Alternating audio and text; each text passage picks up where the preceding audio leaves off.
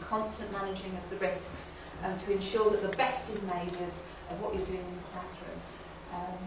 Right, okay, so the next factor is 4 tools. And those 4 tools are Twitter. How many Twitterers have we got in the classroom?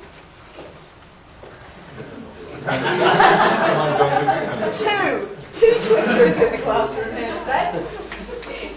Okay, good. I'm quite pleased with that.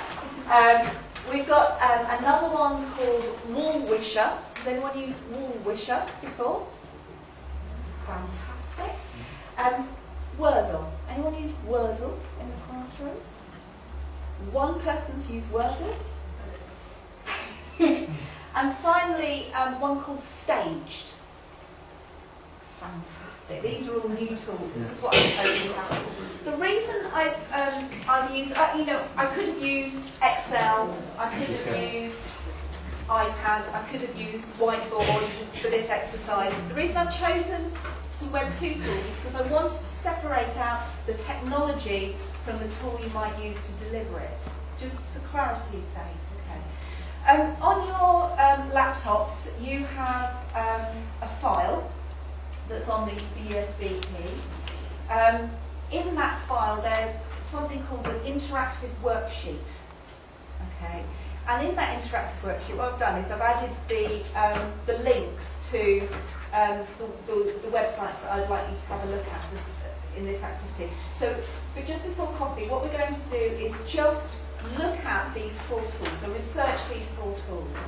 And what I've given you is links to the websites that where you go, so twitter.com. And I've also linked you to 4 resources that I've pulled off the web, almost at random actually, that suggest ways that you might use that tool in the classroom. Okay. And I've done that because I want to show you how much is out there in terms of supporting you using these tools. And literally all I did was I put into a Google search using Twitter in the classroom and came up with some fantastic resources. So I'd like you, in a minute, to open up, let's see if there you go. Open up the interactive worksheet. I'd like you to click on each of these at a time to have a look at what the manufacturers talk about when they introduce the tools. Then I'd like you to have a look at the links here. So we've got 46 interesting ways to use Wordle.